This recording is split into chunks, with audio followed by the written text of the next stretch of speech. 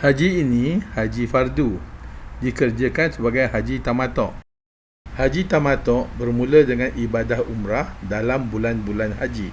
Untuk umrah, kita perlu berihram sebelum berlepas ke Jeddah. Niat ihram umrah dibaca dalam keadaan berihram semasa melalui mikat Qarnul Manazil. Nawaitul umrata wa ahramtu biha lillahi ta'ala. Aku berniat umrah dengan berihram kerana Allah Ta'ala. Selepas niat, rukun umrah seterusnya ialah tawaf umrah. Saya berniat tawaf umrah mengelilingi Kaabah 7 kali putaran kerana Allah Ta'ala. Setiap kali kita menghadap Hajarul Aswad, kita baca Subhanallah, walhamdulillah, wala ilaha illallah, Allahu Akbar. Dari Rukun Yamani ke Hajarul Aswad, kita berdoa Rabbana atina fid dunya hasanah wa fil akhirati hasanah wa qina azabannar. Selepas tawaf, rukun umrah seterusnya ialah sa'i, iaitu berlari 7 kali di antara Safa dan Marwah. Selepas sa'i, rukun umrah seterusnya ialah tahallul, iaitu mencukur rambut di atas kepala atau menggunting sekurangnya 3 helai rambut. Terlepaslah kami dari semua larangan ihram dan kami berehat selama 4 hari bersiap untuk hari Tarwiyah dan Arafah.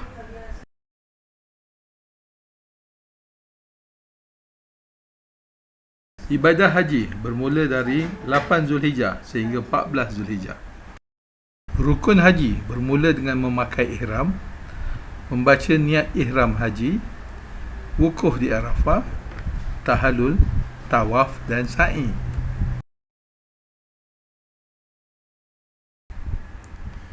Wajib haji ada 6, iaitu niat ihram di mikat, meninggalkan larangan dalam masa ihram, bermalam di Muzdalifah, melontar Jamratul Kubra pada 10 Zulhijjah, bermalam di Mina pada 11, 12 dan 13 Zulhijjah, dan melontar ketiga-tiga jamrah pada hari Tasyrik.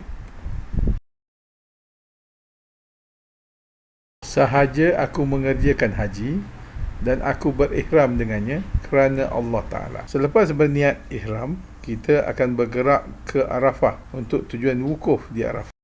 Wukuf di Arafah bermaksud berada di Arafah dari Zuhur 9 Zulhijjah sehingga sebelum subuh 10 Zulhijjah.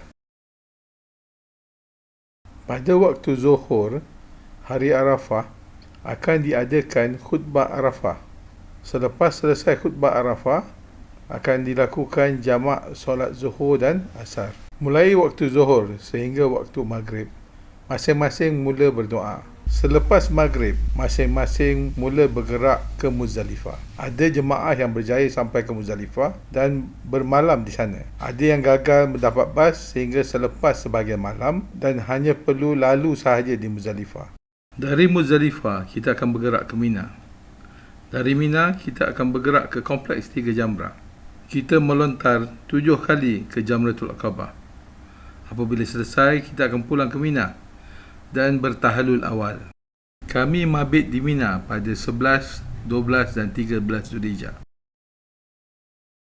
Bagi tujuan bermalam di Mina, kami diberikan kemah berhawa dingin dan tilam tebal untuk tidur. Tandas awam di Mina juga adalah lebih baik dari tandas awam di Arafah. Selepas bermalam di Mina, kami akan melontar ke 3 Jamrah. Kompleks 3 Jamrah adalah bangunan 5 tingkat. Paras bawah dan tingkat 1 adalah untuk jemaah yang tinggal berdekatan. Tingkat 2 adalah untuk jemaah yang datang dari Shisha dan Aziziyah. Tingkat 3 adalah untuk jemaah muasasah jauh yang datang melalui terowong pejalan kaki yang jaraknya sejauh 3.5 km satu hala. Jemaah akan melontar sebanyak 7 kali di ketiga-tiga jamrah. Melontar ketiga-tiga jamrah bermula dari selepas subuh pada 11 Zulhijjah sehingga terbenam matahari pada 13 Zulhijjah. Selepas selesai melontar ketiga-tiga jamrah, kami bergerak kembali ke Mekah. Di Mekah, kami bergerak ke Kaabah untuk melakukan tawaf haji dan sa'i haji. Saya berniat tawaf haji mengelilingi Kaabah 7 kali putaran kerana Allah Ta'ala. Semasa tawaf di tingkat 1 atau di tingkat 2, posisi Hajarul Aswad ditentukan oleh kedudukan lampu hijau. Selepas melakukan tawaf haji, ibadah seterusnya adalah sa'i haji. Sa'i bermula dari Bukit Safa menuju ke Bukit Marwah. Jika dilakukan sa'i di tingkat 1, anak Bukit Safa tidak kelihatan. Ianya dikepung oleh dinding rendah dan perlu menjengah ke bawah. Semasa haji tersebut, terdapat halangan dan askar yang mengawal menghalang kita dari melihat ke bawah. Di tingkat 1, laluan dari Safa ke Marwah adalah terang, lebar, pengudaran yang baik dan tinggi bumbungnya.